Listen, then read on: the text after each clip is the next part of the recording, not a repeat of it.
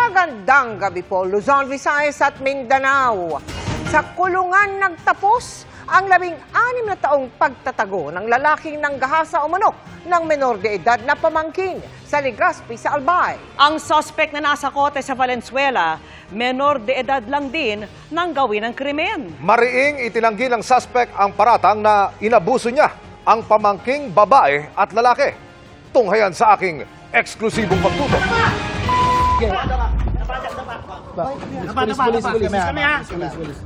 Ito ang tiyempong inabangan ng mga pulis. Ang paglabas ng gate ng lalaking subject ng warrant of arrest. Hindi po! Ano pangalan mo? Ano? Oh. Ito pa ang sabi! Ano pa ang sabi? Hindi naman ako. Ikaw na nga. Dapa. Dinakip ng PNP CIDG ang lalaki sa isang bodega sa Valenzuela kahapon dahil sa kasong rape sa Legazpi, Albay. At sa investigasyon ng CIDG, nangyari ang umano'y mga insidente ng panggagahasa.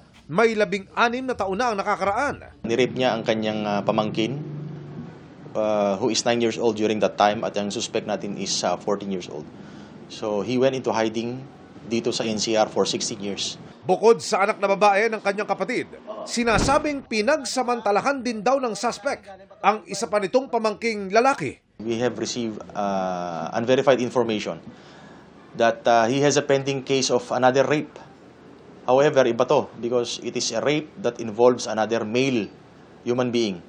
So sa batas natin, it was still considered rape under Article 266-E ng Revised Penal Code. Nakausap ko ang suspect kanina. Hindi ko na po maalala, sir. Oo, bakit? Tagal na po yun. Oo. Siguro ang edad ko nun 14 ata. Oo. Hindi ko na maalala, sir. Hingi ako ng tawad. Dadalhin sa Albay ang suspect kung saan siya sinampahan ng kaso. Paalala naman ng CIDG sa publiko. Ingatan po natin yung mga anak natin, lalo na pag mga babae. Kung titignan nyo, hindi lang po babae ang ginagahasa. Ibang-iba na po ngayon ang panahon natin. Pati pong mga lalaki na ngayon ay ginagahasa. Para sa GMA Integrated News, Emilio Sumangil, nakatutok 24 oras.